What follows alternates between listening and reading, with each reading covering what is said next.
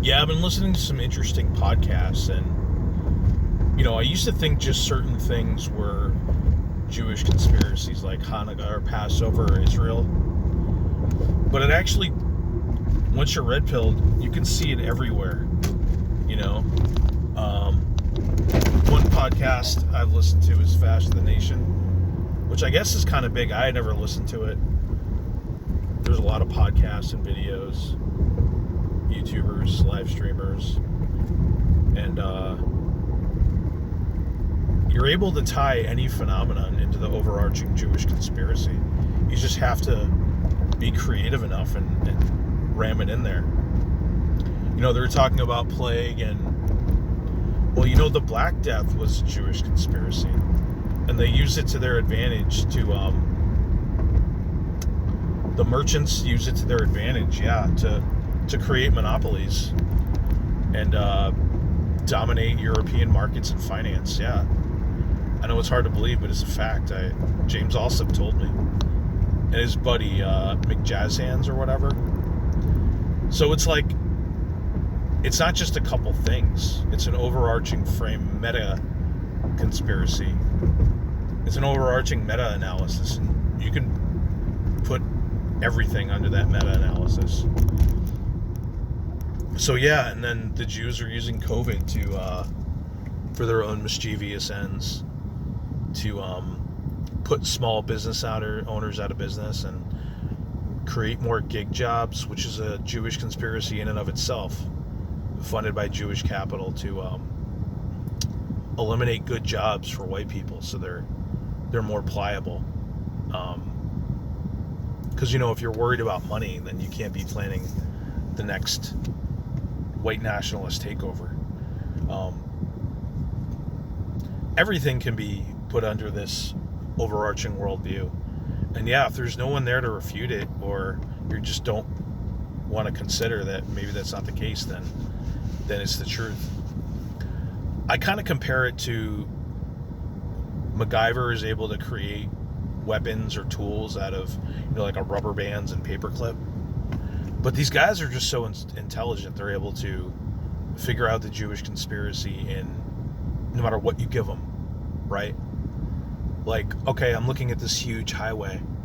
Well, I've also heard that called the Jewish conspiracy, because they wanted to get rid of white people out of the cities, to scatter them, so they were deracinated and disconnected from each other and their communities. So Eisenhower created the freeway system, if you ever see the 5 stars on the highway, and he was very close and connected to Jewish interests. So like that in and of itself is another Jewish conspiracy. So it's pretty much everything. And if there's something you don't like and you haven't figured out how Jews are responsible for it, well, you're either stupid or you're not thinking creatively enough. And then if there's anything good, the Jews are trying to suppress that, like white nationalism or Nazism. Like, there's nothing wrong with those movements. It's just that Jews don't like them, so they've been unfairly tarred and feathered.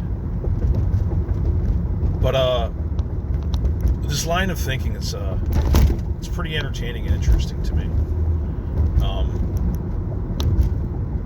Well, for example, we saw this with Trans Stoffel and Luke Ford's show. Like, when Jews advocate for open borders, they're doing that for their own interests and to undermine white people, right? Okay, so then he asks him, what about when the Jews that advocate for closed borders? Oh no, those Jews are a part of the Jewish conspiracy too, because they're trying to control the other side. So no matter what the reality is or what the situation is, you can always group it under the big meta-Jewish conspiracy. It's something else. I'm trying to think of other examples that are funny.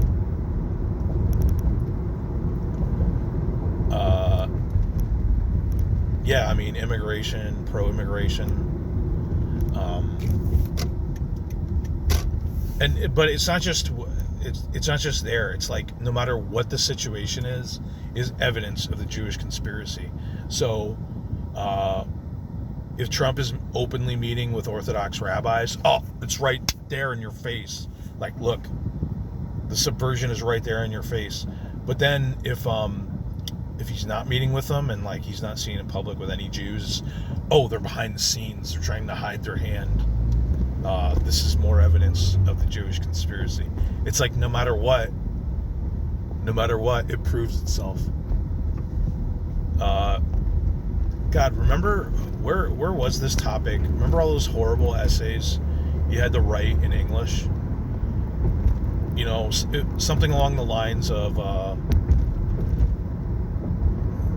what is the most important invention and how did it positively and negatively affect society?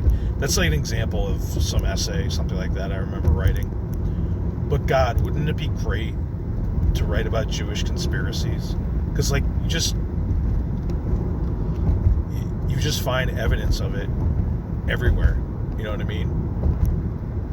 Like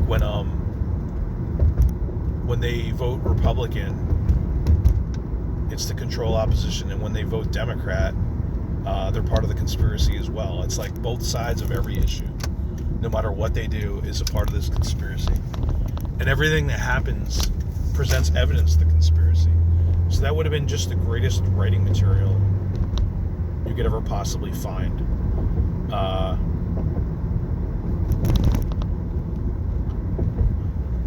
Like the explosion today that happened in the Lebanese port.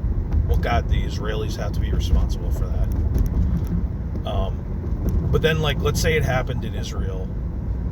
That would be proof that Israel was, I don't know, planning some war against Lebanon and Syria. See, like, I'm not good enough at this. I got to get better of seeing the Jewish conspiracy in everything. But, you know, I'm not sure this line of thinking is emotionally healthy.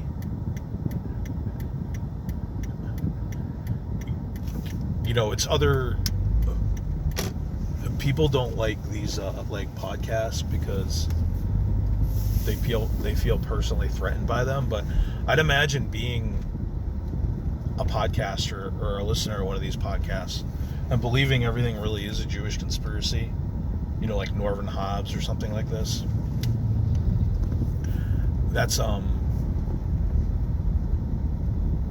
got to be something. Well, for example, like the Never Trump. Mike Enoch told Brundlefly that was a Jewish conspiracy to undermine Trump. The Never Trump movement, and also the Jew coup. But then, you know, the Jews that support him are also proof of this overwhelming Jewish conspiracy. So, like, it's never ending and it runs really deep. So, what's really going on here? Is there really an overarching Jewish conspiracy that explains everything? Or is it more like people are creating Jewish conspiracies everywhere they look based on their worldview? Well, if you're smart, you should be able to figure it out. Yeah, another double standard I could think of is their conspiracy theories that they tout. Their proof is like a Ryan Dawson video or a David Cole video. It's like this refutes all of the historical record. But then if you're presenting, say, proof of the Holocaust, there's no piece of evidence that could possibly sway their opinion. Just, nope, we're throwing out all testimony. Nope, none of it's reliable from the perpetrators, from the victims. Nope, eyewitness testimony, not allowed. But then when it comes to furthering, like, the USS Liberty, one guy's account is good enough. Yep, that's proof of the conspiracy. So, damn, hello. That pretty much covers it. There's Jewish conspiracies and everything, folks.